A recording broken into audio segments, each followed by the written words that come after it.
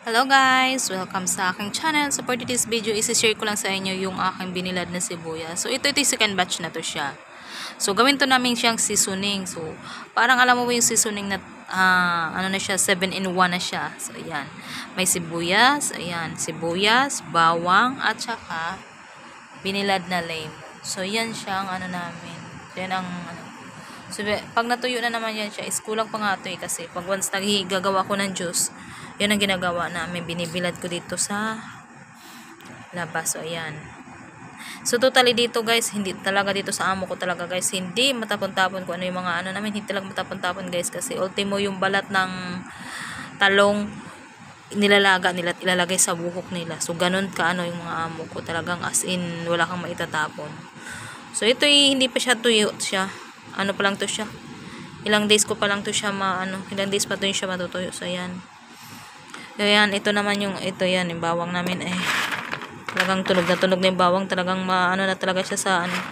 Ibe-blender ko na to siya para pag nagluluto kami ng kung ano yung kabsa or mga shorba nila, yung ganon.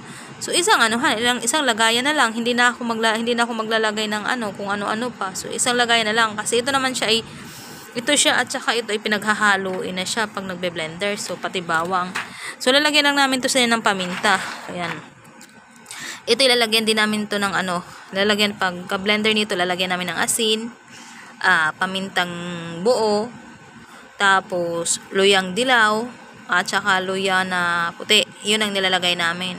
Para hindi na kami mahihira. Di na pag nagluluto na lang na ako ng wala nang ibang anik-anik. So except lang dun sa mga kusbara, yun ay nilalagay namin talaga. So ayan. Oh, ito siya medyo hindi pa. Kakabilad ko lang kasi nito. Konti pa lang to, kakabilad ko lang kasi nito. Ayan. As in pag natutuyo din siya. So papakita ko rin pala sa inyo yung yung aking bagong tawag nito. Pag ito'y tuyo na lahat. Sabihin ko lang kung gaano to siya kadami kasi nung one time nagmagawa ako nito na sibuyas, ito lang siya, kaparanggot lang siya nung natuyo. Di ba? So yan. So yun lang may share ko sa inyo guys, ang aking ang aking for today's video. So yan, thank you so much for watching.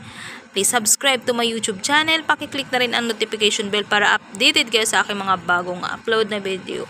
Please like and share po. Thank you so much and God bless you all. Bye-bye!